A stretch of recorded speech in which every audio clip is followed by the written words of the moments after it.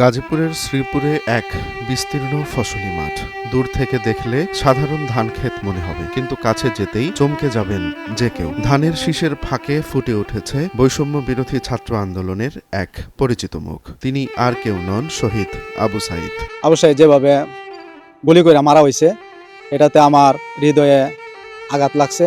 এতে আমি তার প্রতি ভালোবাসা সৃষ্টি হওয়ার পরেতে তার ছবিটা আমি ধান খেতে ফুটিয়ে তুলেছি কৃষক হিসাবে। সবুজ বেগুনি ধানের শীষে আঁকা হয়েছে ২৪-এর গণ অভ্যুত্থানে পুলিশের বিরুদ্ধে দুহাত প্রসারিত করে দাঁড়ানো শহীদ আবু সাঈদের আন্দোলনের প্রতিচ্ছবি। এই ব্যতিক্রমী শস্যচিত্রের রূপকার কৃষক এনামুল হক। তার কথায় শহীদের আত্মত্যাগ ভুলে গেলে চলবে না, আর তাই তো সেই চেতনাই কৃষি জমিতে ফুটিয়ে তুলেছেন তিনি। আমি আসছি এখানে শহীদ আবু সাঈদ স্মরণের যে কৃষক এনামুল হক খুব সুন্দর করে একটা তাকে স্মরণ করে রাখার জন্য খুব সুন্দর একটা পরিবেশ সৃষ্টি করছে।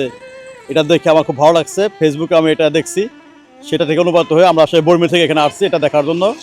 দেখে খুব ভালো লাগলো। পথচারীরা থমকে দাঁড়াচ্ছেন, মুগ্ধ দৃষ্টিতে দেখছেন আন্দোলনের সেই অমূল্য স্মারককে। কেউ বলছেন এটি শুধুমাত্র একটি ধান ক্ষেত নয়, বরং এক প্রজন্মের প্রতিবাদের প্রতীক। আন্দোলনের ইতিহাস কি তবে নতুন করে নতুন রূপে ফিরে আসছে? সেই আওয়ামী লীগ সরকারের পতন করার জন্য তিনি বুক পেতে দিয়েছিলেন পুলিশের সামনে।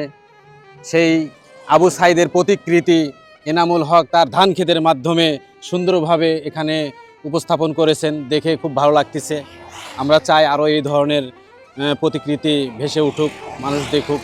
গাজীপুরের ফসলি মাঠে ফুটে ওঠা শহীদ আবু সাঈদের মুখ শুধু শস্যচিত্র নয়, এটি আন্দোলনের এক নীরব স্মারক। কৃষক এনামুল হকের সৃজনশীলতায় আন্দোলনের চেতনা যেন নতুন রূপে ফিরে এসেছে। সময়ের স্রোতে ভুলে যাওয়া ইতিহাস কি ধানের শীষের মতোই আবার মাথা তুলে দাঁড়াবে? উত্তর দেবে ভবিষ্যৎ। রোমান্স তালুকদার, নয়া দিগন্ত।